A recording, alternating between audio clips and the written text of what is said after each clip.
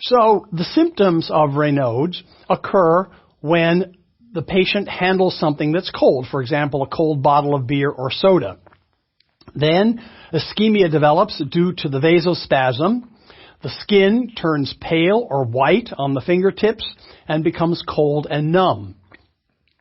Actually, after a while, because of decreased blood flow, the fingertips may even become blue, so-called cyanotic, because the blood there has lost its oxygen. And then when the fingers are warmed, there's hyperemia or increased blood flow, and the fingertips become red and often painful when the blood flow returns, and the fingers may even swell and throb, and you may actually even have trouble feeling the tips of the fingertips. How is the diagnosis made, and what is the therapy? Well, the diagnosis, first of all, you have to distinguish primary from secondary Raynaud's. Patients undergo an extensive evaluation looking for arthritis or vasculitis, looking for rheumatoid arthritis, lupus, scleroderma, a whole variety of autoimmune diseases.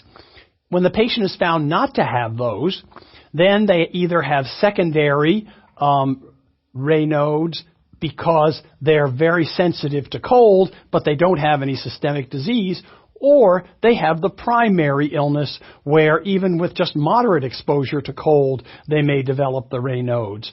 And in that case, it's often an inherited thing. The family history will tell you, oh yes, my mother and grandmother had the same thing, but in the case of the disease, once people are in a warm climate, usually it's well controlled. Treatment, of course, abstinence from smoking, just like with Berger's disease, smoking can make the spasm worse, and avoidance of cold. And as I said, many of these people move to warmer climates. Vasodilating drugs can be helpful, calcium channel blockers and prazosin. Sometimes, particularly in the milder forms of secondary, patients may be able to stay in a cold climate wearing warm gloves and taking vasodilators. And a more aggressive approach is actually interrupting the sympathetic nerves.